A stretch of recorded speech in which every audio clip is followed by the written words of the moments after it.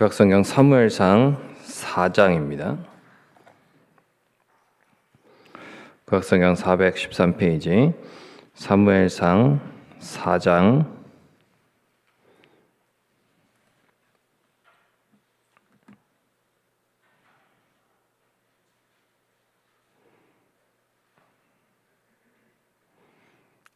19절부터 23절 말씀 보겠습니다. 찾았으면 함께 19절부터 22절까지 함께 한 목소리로 같이 읽겠습니다.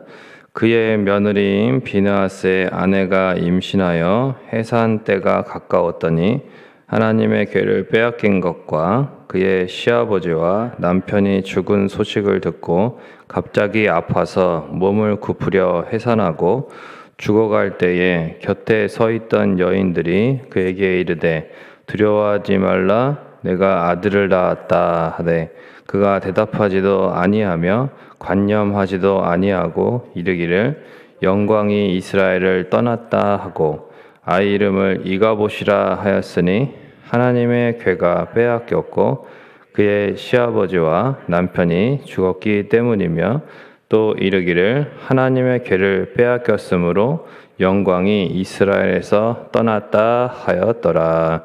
아멘. 하나님의 백성이 하나님과 하나님의 말씀에 관심이 없고 오직 인생의 성취와 성공에만 관심을 가질 때에 어떻게 될까요? 오늘 본문이 바로 그 부분에 대해서 결과를 보여주고 있습니다. 오늘 말씀은 승리를 위해서 하나님의 언약궤를 이제 필요로 하는 이런 타락한 백성들의 모습이 나타납니다. 이 사무엘상 4장은 그 2장과 3장에서 이미 예고되었던 대로 이 하나님을 멸시하던 이 엘리와 또 두 아들 그리고 종교 지도자인 이 두 이런 아들과 또 대제사장 엘리 제사장 그 휘하에 이제 하나님을 멸시하며 살아갔던 이스라엘 백성들의 모습이 나타납니다. 그 당시는 이제 사사시대 마지막 모습이었기 때문에 자기 소견대로 살아가는 그런 시대였고 그런 시대 가운데 하나님께서 하나님을 멸시하는 그러한 모든 사람들을 특별히 이스라엘 백성들 전체적으로 하나님께서 이제 심판하시는 내용이 오늘 본문에 나타나 있습니다. 아벡 전투인데 이 4,000명이 전사하는 큰 패배를 겪게 됩니다. 하나님께서는 블레셋을 사용하셔서 이제 이스라엘을 심판하시는데 패배를 겪으니까 이제 그 당시 이스라엘의 장로들은 여호와께서 어찌하여 우리로 오늘 블레셋 사람 앞에 패하게 하셨는가 이렇게 이제 질문을 했습니다. 이 질문 자체는 합당하죠. 왜냐하면 그런 상황 가운데 하나님을 생각하는 것은 하나님의 백성으로서 옳은 태도입니다. 그러나 그 대처가 잘못했습니다. 자신들을 돌아보고 회개하는 계기가 돼야 되는데 그러지 않고 어떻게 했냐면 하나님께 회개하지도 하나님께 묻지도 않고 그저 자신들의 소견대로 어떻게 해야겠다라고 결정을 했는데 그것이 바로 무엇이냐면 오늘 본문에 나타난 대로 언약궤를 가지고 싸우면 된다 이렇게 이제 생각을 한 거예요. 왜 이런 생각을 했을까요? 과거에 이제 이스라엘 백성들 역사 가운데 보면 언약궤를 앞세워서 요단강도 건넜고 언약궤를 앞세워서 그 가나안 땅에 그 거대한 강력한 성인 여리고성을 돌아서 이렇게 싸우지도 않고 승리했잖아요. 성을 무너뜨렸잖아요. 그러니까 또 언약궤를 가지고 하면 된다 이제 이렇게 생각한 거예요. 그때는 하나님이 말씀을 하셨죠. 하나님이 언약궤를 앞세워서 나아가라. 먼저 그렇게 얘기를 하셨기 때문에 순종했던 것이고, 오늘 본문에는 이 이스라엘 백성들이 하나님께 묻는 모습은 하나도 없습니다. 그리고 특별히 이 언약궤를 들고 나온 것도, 전쟁에 언약궤를 사용하는 것도 하나님의 뜻대로 순종하는 것이 아니라 자기들의 그런 어떤 판단입니다. 자기 소견대로 한 거죠. 하나님과 하나님의 말씀을 존중하지 않고 순종하지 않는 이러한 백성들이 기껏 생각하는 것이 하나님의 언약궤를 자신들의 성공과 승리를 위해서 이용하는 것이었습니다. 이 백성들에게는 전쟁이 하나님의 전쟁이 아니라 자신들의 전쟁이었던 것입니다. 그래서 실로에서 언약궤를 이제 전쟁터로 가지고 왔고, 특별히 홈리와 비느하스가 또 그 일을 하는 거죠. 앞장서가지고. 자, 그래서 언약궤 존재로 인하여서 잔뜩 이제 긴장하고 두려워한 블레셋 군대는 도리어 더욱 용기를 내어서 전투를 치르게 됩니다. 큰일 났다 지금 막 이러면서 이제 두려워 떠는데 2판 4판이다 이러면서 이제 더 용기를 내게 돼요. 이스라엘 백성들이 이 결과로 어떻게 되냐면 3만 명의 군사가 전사하는 대패를 겪게 됩니다. 그러니까 앞에보다 두 번째 전투, 언약궤를 가지고 와서 두 번째 전투를 하는데 7배나 더 비참하게 대패를 합니다. 그리고 언약궤도 블레셋의 이제 손에 빼앗기게 되고, 앞으로의 이야기는 그 블레셋에 빼앗긴 언약궤가 어떻게 되느냐의 이야기죠. 하나님의 임재의 상징인 법궤인데 정작 하나님의 함께 하심에는 무관심했습니다. 하나님을 경시하고 멸시했습니다. 결국은 사무엘상 2장 30절의 말씀대로 하나님을 멸시하는 자를 하나님도 경멸하시는 모습이 오늘 본문에 나타나죠. 이날 언약궤 앞에 홈리와 비느하스가 함께 죽임을 당하게 됩니다. 무명의 선지자와 사무엘이 전해준 하나님의 말씀대로, 그렇게 하나님의 예언대로 2장과 3장에 두 번이나 강조되었던 것처럼 말씀 그대로 성취된 것입니다. 뿐만 아니라 홈리와 비느하스의 아버지 40년을 이스라엘의 사사로 통치했던 제사장 엘리의 비참한 죽음이 기록되어 있습니다. 여러분, 제사장을 40년을 했습니다. 대단한 거죠. 네. 그러니까 그만큼 하나님의 또 은혜와 능력도 많이 경험한 거예요. 40년 동안. 그런데 말년이 이렇게 비참하게 끝나게 된 것입니다. 얼마나 안타깝습니까? 네. 두려운 일이죠. 제사장을 40년 해도 이런 결과를 맞이할 수 있다는 것은 그 어떠한 사람이 과연 하나님 앞에 두렵고 떨림으로 나아가지 않을 수 있는가라는 것을 보여주는 것입니다. 특별히 그에 대해서 표현이 좀 자세하게 되어 있습니다. 15절에 보면은 나이가 98세였다.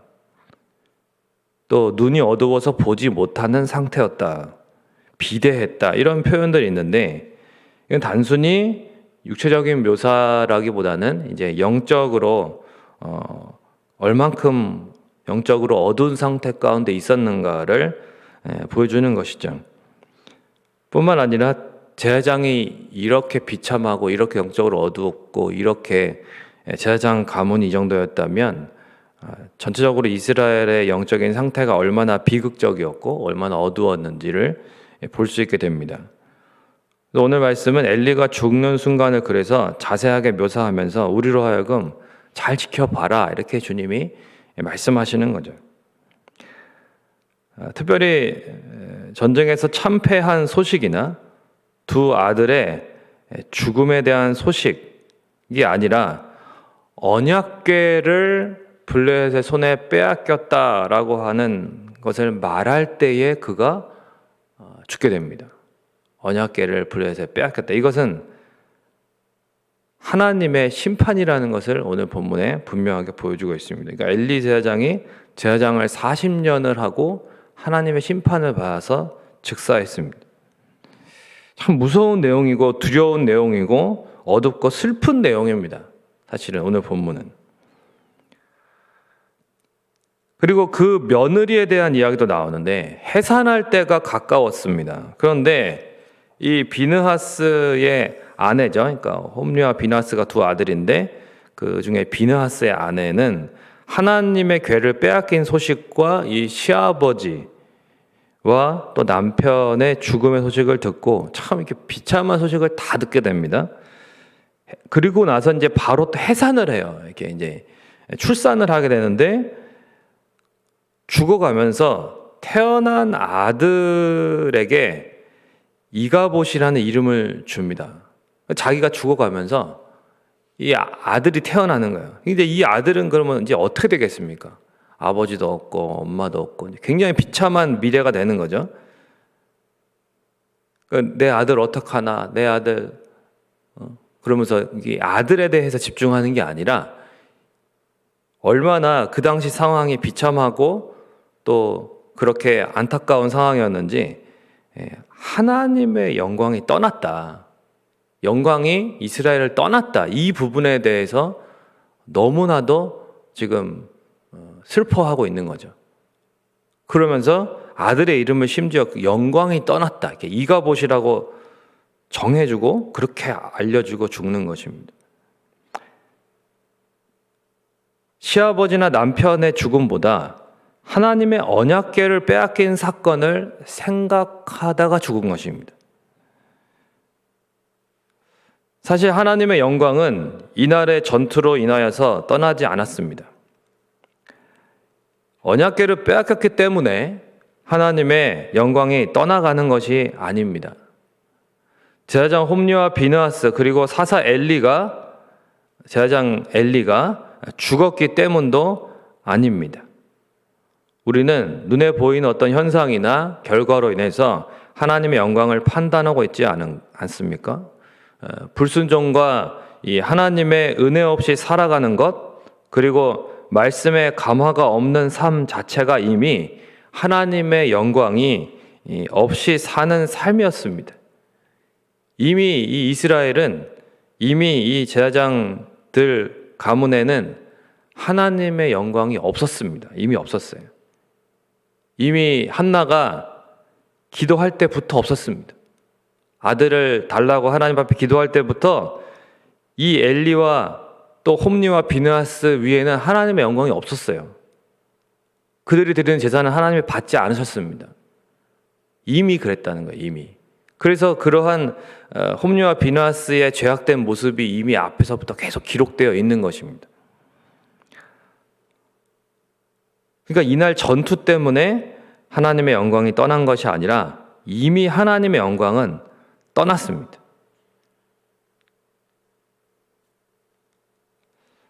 이러한 오늘 본문의 큰 패배와 또한 연달은 수많은 죽음의 사건을 통해서 우리는 하나님께서 징계하신다는 것을 깨닫게 됩니다. 우리 인생도 어떤 큰 사건이나 안타까운 일이 벌어질 때에 하나님이 징계하신다는 것을 깨닫게 된다면 굉장히 늦은 것이죠. 왜냐하면 이미 하나님은 사인을 주십니다. 우리가 하나님 앞에서 만약에 잘못된 길로 가고 있고 잘못된 판단을 하고 있다면 하나님은 이미 깨닫도록 회개할 기회를 주십니다. 그러나 그 기회를 놓치고 이렇게 큰 징계를 받게 된다면 그것은 이미 늦은 것이죠. 하나님의 영광에 관심이 없고 자기들의 성취와 성공만을 추구하는 이러한 백성들에게 하나님은 영광을 나타내지 않으십니다. 이가봇은 무서운 이름입니다. 하지만 오늘 본문에 이 비느하스의 아내가 이야기한 것 같이 하나님의 영광이 떠났다. 이 판단은 틀렸습니다.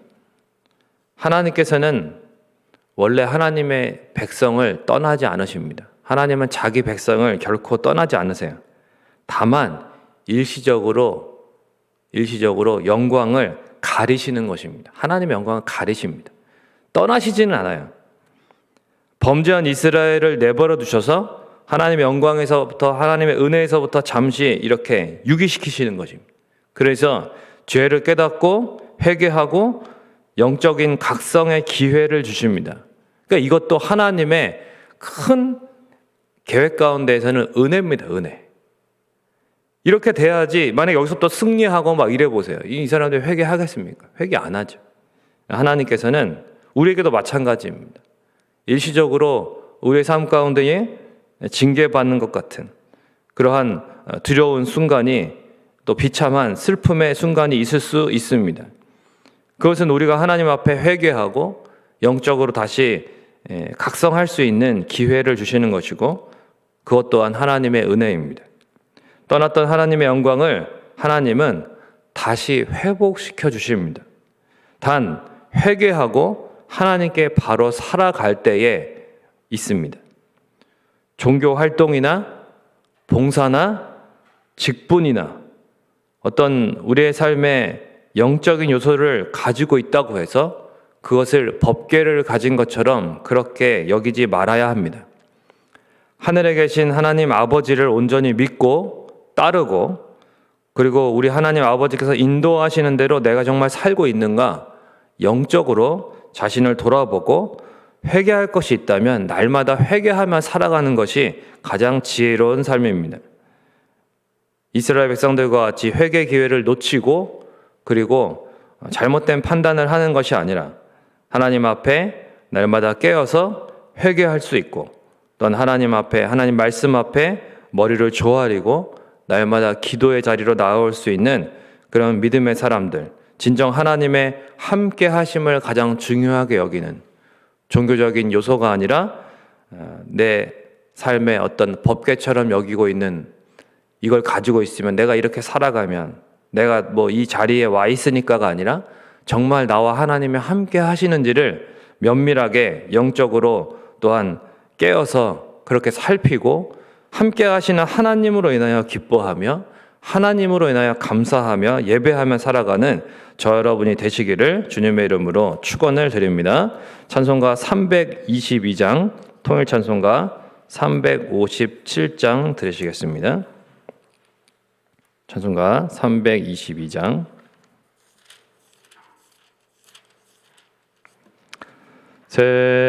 세상의 헛된 신을 버리고 하나님 이름 높여 기리세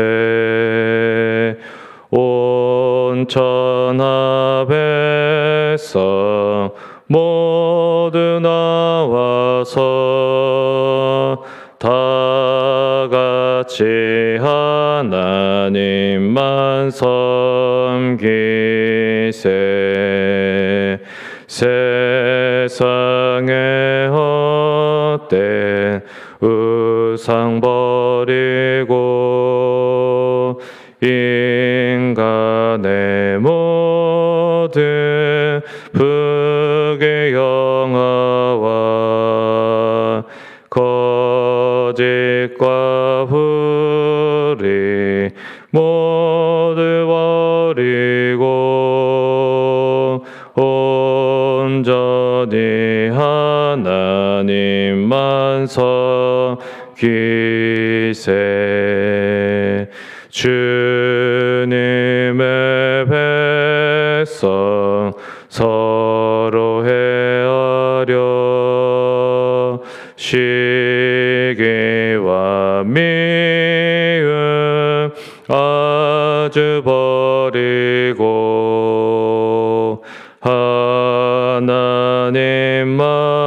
하나님만을 홀로 섬기는 천국을 어서 이뤄주소서.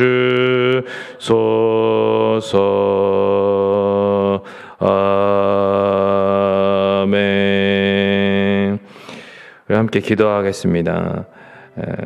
법궤를 가지고 있는 것이 중요한 것이 아니고 하나님이 함께 하시는 것이 중요한 것입니다. 우리의 삶에 우리가 법궤처럼 여기고 있는 것이 있다면 헛된 것이죠. 하나님이 함께 하시지 않는데 하나님이 우리의 삶 가운데 회개하기를 원하시는 것을 계속 회개하지 못하고 있는데 회개할 기회를 놓치고 있다면 아무리 법궤를 가지고 있어도 소용이 없는 것이죠. 종교적인 그 어떠한 것도 영적으로 보이는 그 무엇도 우리를 정말 회복시키고 새롭게 할 수 있고 우리에게 어떤 승리와 참된 구원을 줄 수 있는 그러한 부적이 아닙니다. 기독교는 부적이 없어요. 십자가도 부적이 아니고 성경책도 부적이 아니고 교회 다니는 것도 그래서 구원받는 것이 아닙니다. 하나님께서 주시는 은혜를 믿음으로 받아서 겸손하게 날마다 회개하면서 하나님의 그 뜻을 온전히 구하면서 진실한 신앙생활을 해야, 그리고 하나님 기뻐하시는 대로 삶을 살아내야 하나님이 기뻐하시는 거지, 우리가 옛날에 그런 은혜, 옛날에 내가 하나님 앞에 했던 거 이런 거 자꾸 기억하고 그런 것 가지고 우려먹으면 안 되는 거죠. 하나님은 우리가 하나님 앞에 날마다 회개하기를 원하시고 날마다 하나님의 함께 하심만을 의지하며 살아가기를 원하십니다. 하나님은 지금 이 순간 내가 하나님 앞에 어떠한 모습으로 살아가는지를, 어떠한 믿음으로 나아가는지를 보시는 거죠. 그런 하나님 앞에 하나님의 함께 하심을 간절히 사모한다고, 또 오늘 복된 예배 드릴 때에 또는 하나님을 온전히 집중하고 하나님께 온전한 예배를 드리는 주일 예배가 될 수 있도록, 또한 하나님 앞에 다시 모든 것이 회복되는 그 때가 옵니다. 하나님의 영광이 회복되는 때가 오고 하나님이 모든 것을 회복시켜 주실 텐데, 그 회복을 준비하는 또한 우리 성민교회가 될 수 있도록 우리 같이 또 개인적인 기도 제목을 가지고 기도하시다가 돌아가시겠습니다. 좋으신 아버지 하나님, 은혜와 사랑을 감사합니다. 하나님 아버지, 하나님의 영광이 이스라엘을 떠났다고 하나님 그렇게 두 번이나, 하나님 아버지, 그러나 이러한 말씀에 하나님 이 비느하스의 아내가 하나님의 영광을 떠났다고 생각하고 죽었지만, 하나님의 영광은 이스라엘 백성들을 결코 떠나신 것이 아니라 다시 회복시킬 때가 반드시 옵니다. 회개하지 않으면, 하나님 앞에 정결케 되지 않으면, 하나님 앞에 다시금 모든 것을 내려놓고 모든 것을 비우고 진실하고 정직한 심령으로 서지 않으면, 겸손하게 나아가지 않으면 하나님 회복은 없습니다. 하나님 아버지, 오늘 말씀을 통해서 법궤를 소유한 것이 중요한 것이 아니라 하나님이 함께 하시는 것이 중요하다는 것을 다시금 보게 됩니다.